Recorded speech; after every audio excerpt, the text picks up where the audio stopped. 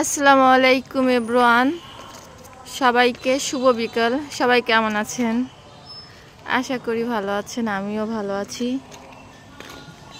এই যে এটা হচ্ছে আমাদের ছাদের উপরের যে প্লেসটা, আর এটা হচ্ছে আমাদের বাড়ি থেকে সামনের রাস্তা। আমি আর কি মানে ছাদ থেকে দেখাচ্ছি। তো ছাদে আসার কারণ অবশ্যই আপনাকে জানাচ্ছি।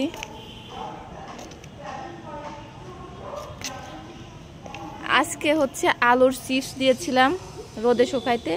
এত সুন্দর রোদ হয়েছে যে সুন্দর মতো আলুর চিপসগুলো শুকাই গেছে কিন্তু। আর এদিকে দেখতেই পাচ্ছেন আমি যে শুটকি মাছগুলো দিয়েছি। আচ্ছা গাইস, বলেন তো এই যে এই মাছিগুলো কি জন্য উঠতেছে? আর এই দেখেন, এটা কিন্তু অনেক বিষাক্ত। এটা যে কিভাবে এখন এখান থেকে নিব সেই চিন্তাই করতেছি আর কি। যদি একটা কামড় দিয়ে যায় তাহলে তো অবস্থা খারাপ।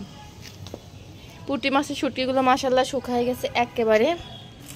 এগুলো শুকায় গেছে, তো এই জন্য হচ্ছে এগুলার উপরে আর কি আপনার মৌমাছিগুলো আর কি নেই। কিন্তু এগুলা হচ্ছে কাঁচা, মানে আর কি পুরো শুকায় নাই, এই জন্য এগুলোর উপর মৌমাছি বসে গেছে। এগুলো যে কিভাবে তাড়াবো ভয় পাচ্ছি আর কি, যদি কামড় দিয়ে দেয়। খুব ভয় লাগতেছে। এই যে আমি আপনাদের দেখানোর চেষ্টা করতেছি। ও মাই গড,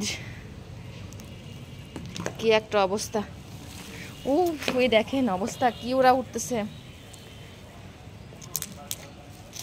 আমি খুব ভয়ে আছি, একটা কামড় কি খাবো কি না বুঝতেছি না।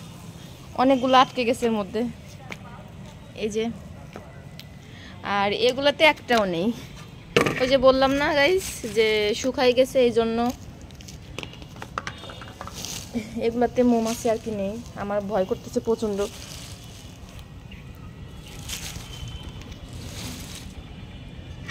এই যে এগুলো একেবারে শুকাই গেছে। কতগুলা মাছ শুকাইতে দিছিলাম, শুকানোর পর দেখেন কত কমে গেছে।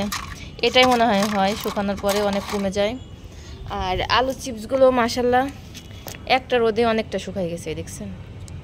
এটা তেলের উপর দিলে পরে অনেক সুন্দর ফুলে ওঠে। এটা হচ্ছে অরিজিনাল আলুর চিপস। আমরা যেটা বাজার থেকে কিনে খাই আসলে ওইটা তো স্বাস্থ্যকরভাবে তৈরি হয় না। আর আমাদের এটা বাসায় তৈরি করেছে অনেক পরিষ্কার করে। এই যে এটা কালকে রোদ দিলে পরেই আপনার পুরোপুরি শুকাই যাবে। তো গাইস, আমার ভিডিওটা কেমন লাগছে অবশ্যই কমেন্ট জানাবেন। আজকের মতো বিদায় নিলাম, আল্লাহ হাফিজ।